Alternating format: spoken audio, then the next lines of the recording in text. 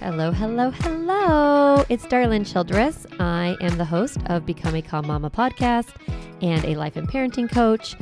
And I have a special treat for you. I am re-releasing a few episodes to help you get ready for summer with your kids. Summer can be a beautiful time with our children, but it can also be a very stressful time.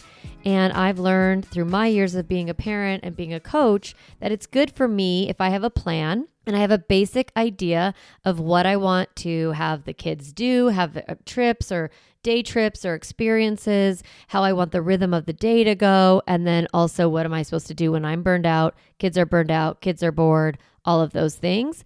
I've learned that if I have a general idea and intention for the summer, I have a lot better experience.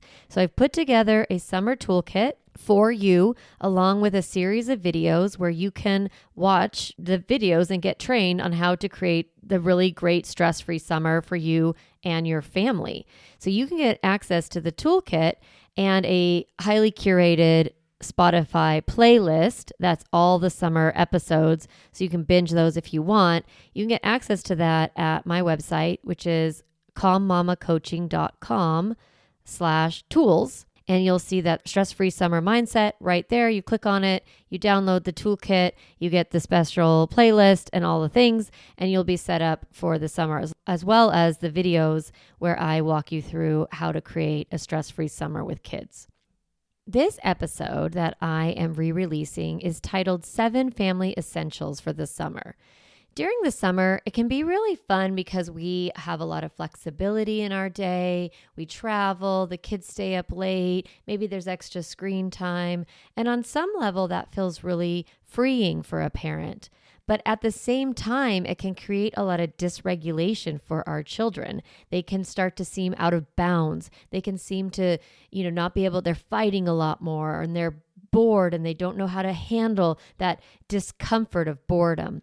So if you start to see your family off track and you start to see a lot of out of bounds behavior, this episode will help you figure out what ingredients, what essentials might be missing that you need to put back into your day or into just make a plan to create some of these. Like, for example, maybe your kids have been together on a road trip for weeks, for a camping trip or something like that.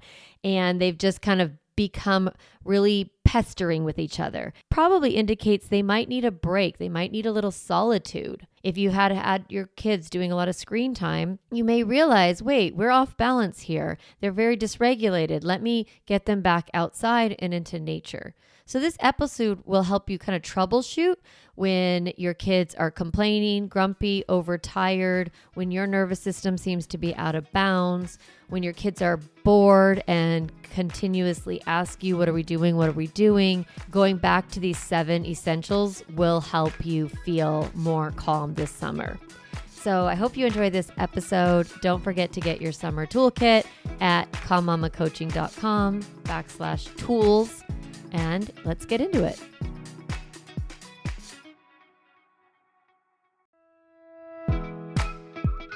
Welcome back to Become a Calm Mama.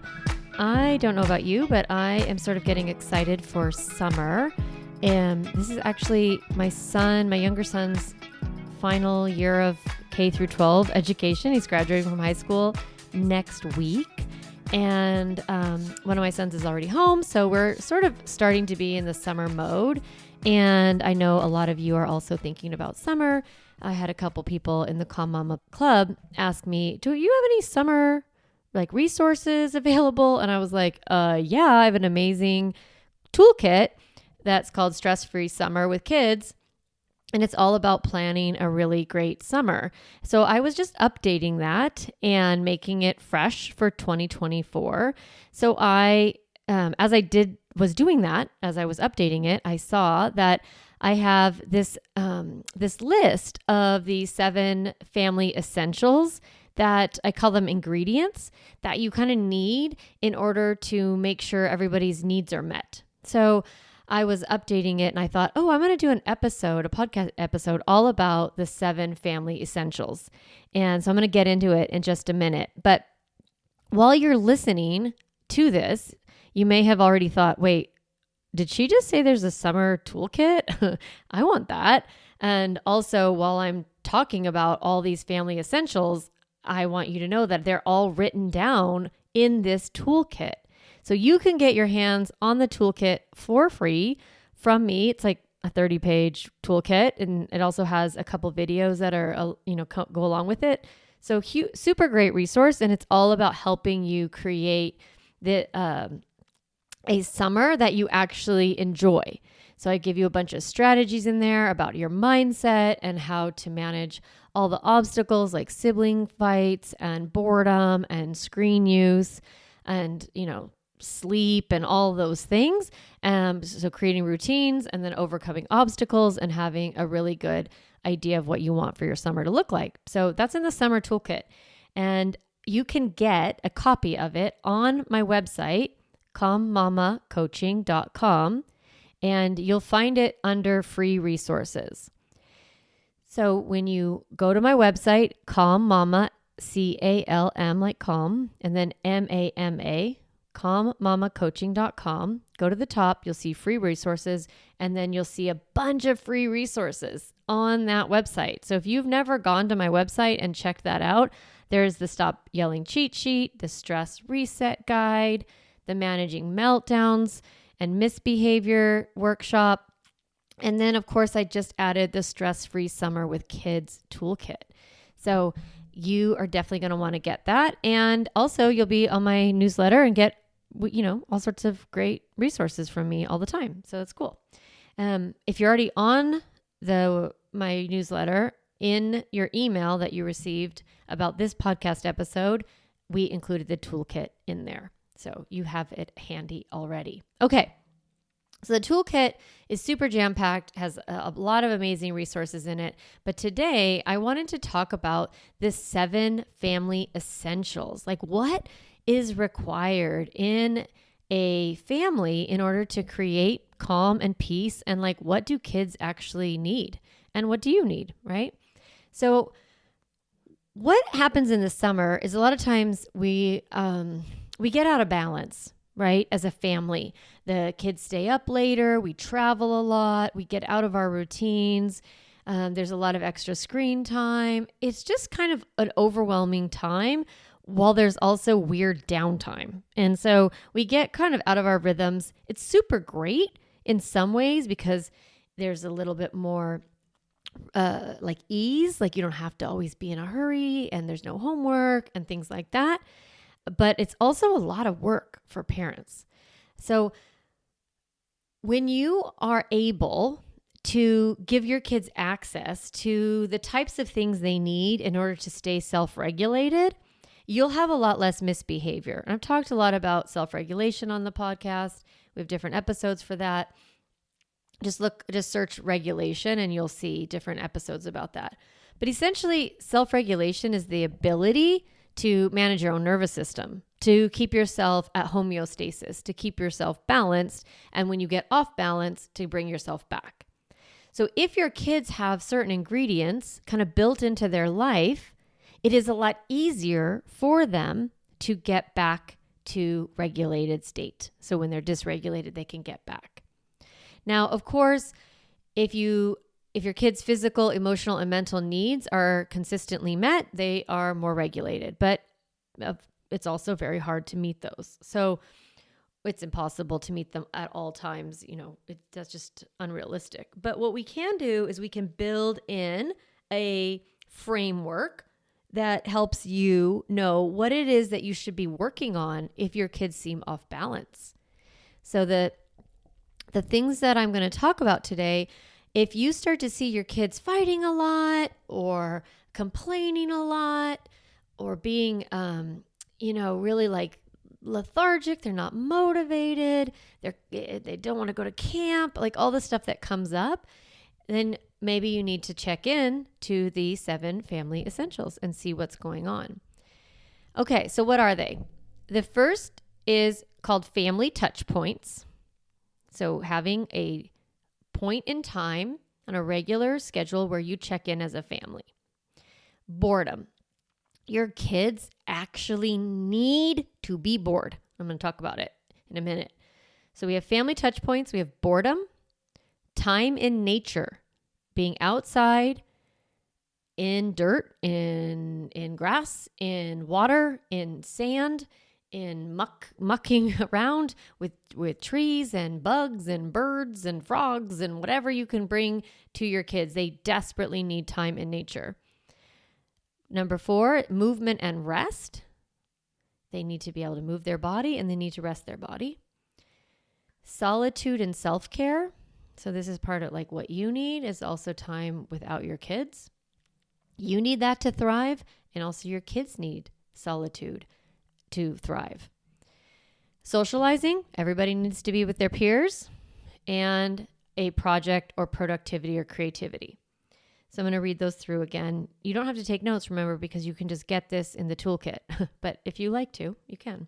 So we have family touch points, boredom, time in nature, movement, rest, solitude, socializing, and productivity. Okay, so I'm going to go through and kind of tell you the benefits of each one, because if you understand what the benefit is and you know the why behind the what, it'll help you stay more committed, which is kind of cool because sometimes you're told like, you know, kids need screen-free breaks. And you're like, okay. But if you're told why, then maybe you'll be like, oh, okay, that's worth it. I'm going to do that. So that's what I want to give you the background of like why these things are important, not just what they are. Okay, so touch points. I made this concept up during the pandemic because I don't know if you guys remember in quarantine, like the first couple of weeks, everybody was like really into being together and like people were doing funny videos and plays and people had prom at home and it was like really sweet and nice. And then as weeks and weeks and weeks and months went by, everyone started to retreat in families and do more and more stuff by themselves. So I created this idea of family touch points, and what they are, it's moments when everyone, including you, is off of your device and you're doing something together at the same time. So it's like a real in-person event where you're all together and everyone is off of their device, including you. Okay, so some touch points could be eating a meal together. Doesn't have to be dinner. Can be other meals. Can be playing a game, but where your phone is put away. Watching a movie or a show together, all as one group. Going hiking, taking a walk in the neighborhood, going biking, doing a craft. If you have like a lake or whatever, you go swimming together where everyone's in the water. So what we're looking for is a period of time where everybody is doing the same thing at the same time together. Now, what's interesting is that the amount of time that you spend together as a family, it's not as important as the quality of that time. So you're trying to create a real intentional, okay, this is a touch point. This is a specific and intentional moment where we are all together. So the reason why we do that is because the research, there's tons of research about this. It shows that when families enjoy activities together, their children learn skills of the thing that you're doing, like eating together or swimming or biking or whatever. They learn the skill, but they also have a higher self-esteem because they feel important. They feel like they matter. They look around at the grown-ups and the grown-ups are looking at them and paying attention to them. And they're like, oh, well, if grown-ups are willing to stop whatever they're doing to give me eye contact and ask me questions and be curious about my thoughts and pay attention to me, I must be important, right? So if you want to help your children's self-esteem, create touch points. It also your kids will have better academic performance. It strengthens your communication with them. It teaches your children how to be a good friend, actually, the more time you spend together as a family. And then you just get better behavior because you're filling up their little cups, right? You're making deposits in your relational bank account with your kids. So touch points are super important and you want to build them in as frequently as possible. And I have some guidelines about that. For kids under 11, you want to do a daily touch point. Now, some parents work or travel and they aren't around their kids every day. That's fine. My husband, when we were raising our kids, he did not really spend any time with them Monday through Friday. Except what we started to do was he took them to school. And that was really a touch point for him with them every morning. And so they were in the car and they listened to music and they had like a little chat. And he would be really intentional during that time. That was his touch point. Of course, as a stay-at-home mom, I had lots and lots of touch points. And then as a family, we would do it on the weekends. So with your kids, you want to plan a daily touch point where you are paying attention to them. And then for kids over 12, it gets a little bit trickier to have these like solid times where you're together. So you want to plan 2 to 3 touch points a week between 12 and, through high school, especially in the summer. If you can, you just say, hey, do you want to go for a walk? Or it would be really nice I'm going to make a cup of tea, or I'm going to have sparkling water. Do you want to sit with me outside? Now the invitation is just as important as the yes. So you can make a lot of invitations and your kid can say no, and that's fine. We don't need to make it a thing. We're just demonstrating to them, hey, you matter. I'm here to pay attention. All right. I love touch points. And as I'm saying all this, I'm like really missing touch points with my family of 4. And it's just tricky with college students and, senior in high school. They're out and about. They've got jobs. They've got friends. They're busy. So I'm working at 1 touch point a week right now. As a group, each kid I try to do it every other day or so. All right. Ingredient number 2 is about boredom. Okay. Now I did an episode on this, episode 15, and I go into boredom quite a bit. So I'm not going to go like that deep into it, but I want you just to remember that your kids, when they are bored, that is a benefit to their cognitive and emotional development, but they will resist it because the brain itself, it craves fast and easy sources of everything. It just wants, a sugar, TV, play date. Like that was my son. That's my little song about him. And he just was always wanting some sort of input. But if I didn't try to solve that problem for him and I let him struggle through the boredom, he would then get to the other side and come up with really creative ideas. So in the toolkit, I have 80 plus things that kids can do to like boredom busters. But what I want to let you know is that you cannot offer those boredom busters until the brain is desperate for something. So what do I mean by that? It's like your kids are going to be like, I'm bored. And you're going to immediately say, oh, do you want to play a game? No, I don't want to play a game. And then you're going to be like, oh, okay. Do you want to make like lemonade? And then we can make some popsicles and like, that'll be really fun. No, I don't even like lemonade. So don't immediately offer a boredom buster. Just be like, okay. Well, I'm here if you want any ideas, but I'm not bored and I'm going to go do whatever I was doing.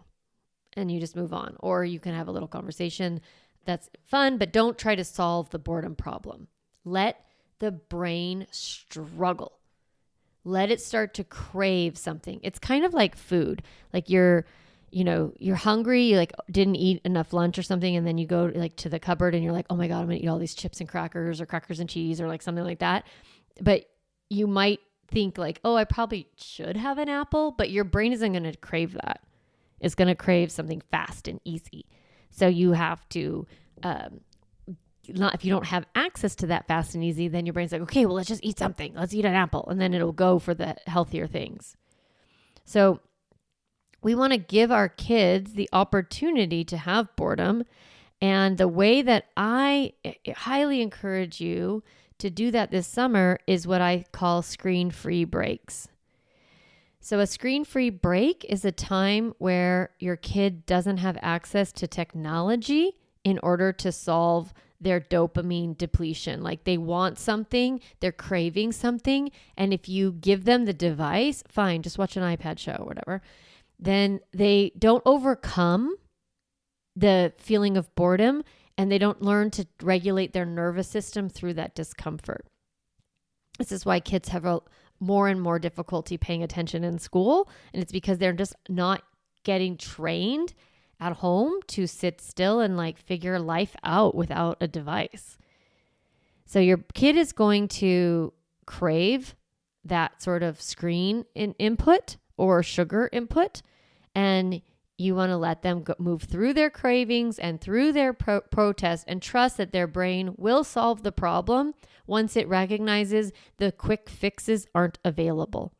So you're just like, I always think like, hold the line, hold, like just stand strong, be strong, and then wait until their brain is like, okay, what game do you want to play?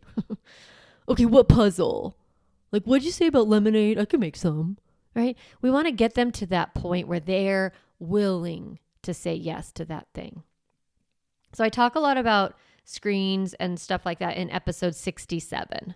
So if you're curious more about screens time strategies, you can check out episode 67. Okay, ingredient number 3 is time in nature. That's one of my favorite things.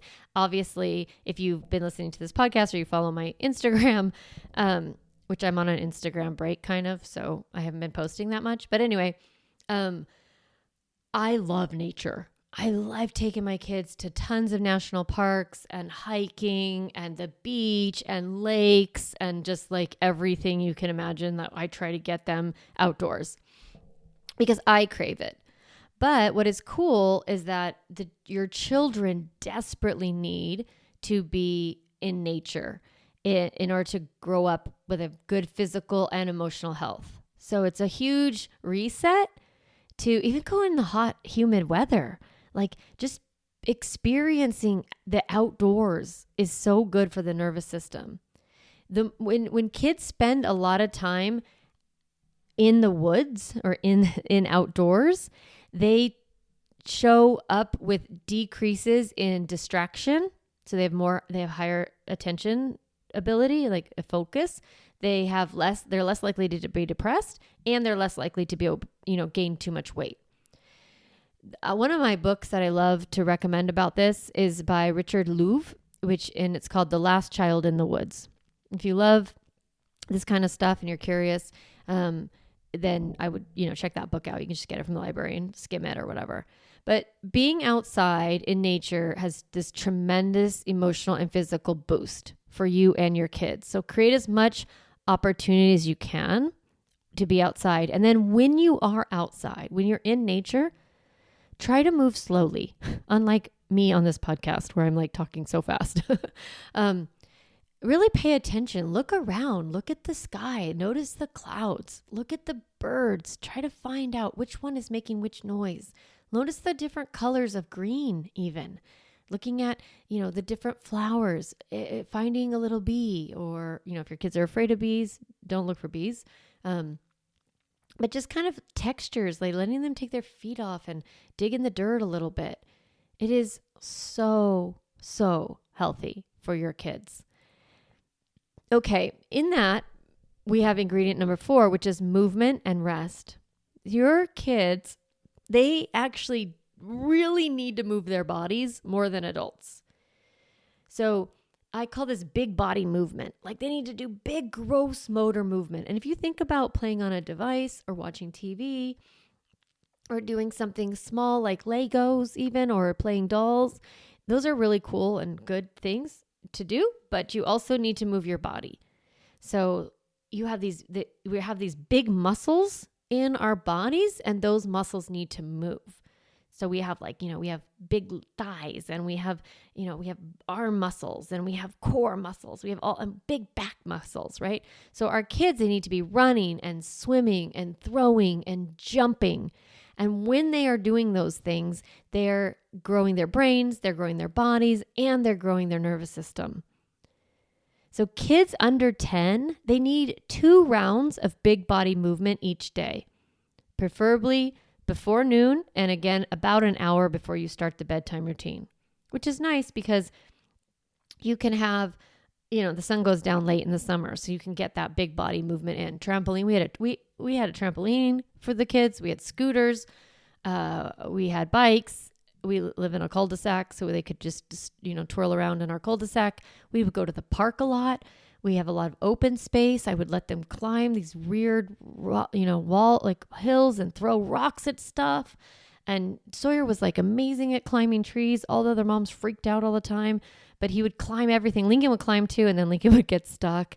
And that's also funny, right? Like it's so healthy and helpful for them to be doing things with their body and taking risks, learning to jump off the diving board and learning how to, swim and they're using all their muscles. And this is such a beautiful time of the year to get them to do that because so much of school is sitting around and doing nothing.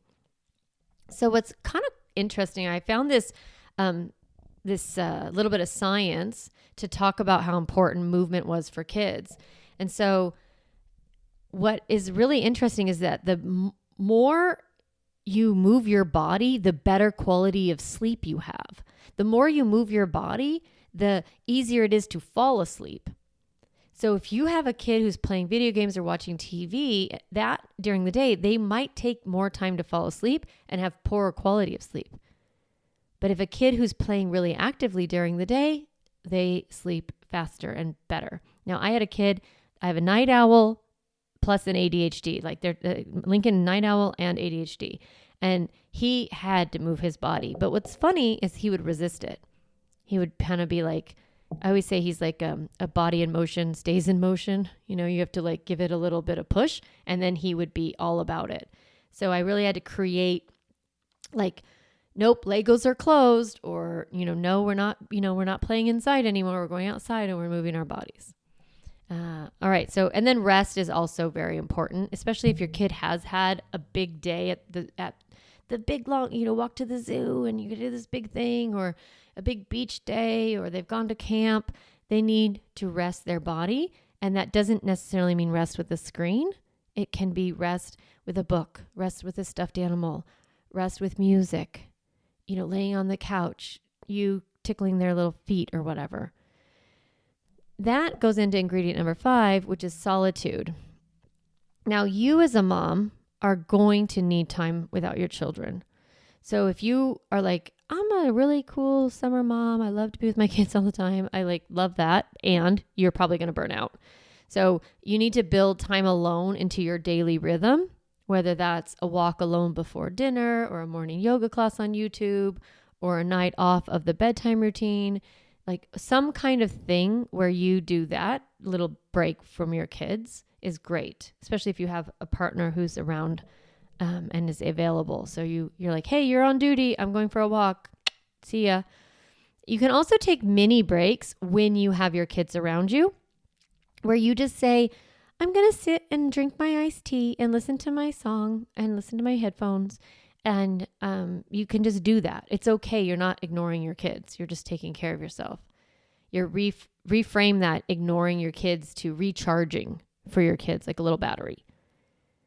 So if you have anybody who's supporting you, a partner, a spouse, or a nanny or caregiver or babysitter or best friend or whoever, and you can, take care of each other's kids or swap or, hire someone once a week or get your mom or dad involved. Something like that. Anything you can do to pull in people to help you is really helpful. And I did do 2 episodes on these topics. Episode 78 and episode 21 are all about summer burnout for moms and how to avoid that and what to do if you are burned out. One of those episodes is called When You're Too Tired to Deal. I'm sure you can relate.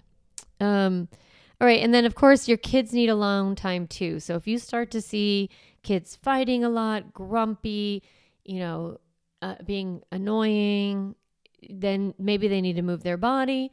Maybe they need a touch point. Maybe they need some alone time. Maybe they need some time in nature. This is like a problem solving list, right? You're like, oh, have we done this? Have we done that? All right. Ingredient number 6, socializing. So your kids need to play with their peers. And a lot of times in the summer, we can kind of maybe over rely on friends. Or the siblings or possibly like cousins and stuff like that. And that's fine. I love that. Family connections and all that. Neighborhood kids, all those things. And don't forget that your kids need to hang out with their school friends too, because it's a lot easier to be with your school friends. When you see your school friends in the summer, it's an easier transition when you go back in August. So the other reasons why being with kids is really important is because so kids really need to play in unstructured environments. They need to socialize with their own peers without adults telling them how to behave, or a video game that tells them how to act. So we want our kids to be able to learn what we call self-governance. It's what happens in unstructured play when kids make up a game, then they make up the rules, and then they figure out how to enforce those rules. That kind of free, open play happens in peer groups, and it's really great if you can create that in the summer. Like, I'm thinking of some of the games my kids played. So we have a pool. We live where it's really hot. Like, lots of people have a pool where we live. It's not that fancy. But anyway, the kids would play pirate or pirating or something like that in the pool. And they would each have a floaty. And then they would like be racing or something around. I don't know what they were doing because they're kids. I don't understand. And then they would pirate each other's stuff. And there was a whole elaborate game, and other kids would come over and they would play this game, and like they had rules. And then they would like be mad because someone would break the rules and they come tattle on each other. And I'd be like, I don't know how to help you. I don't understand what pirating is.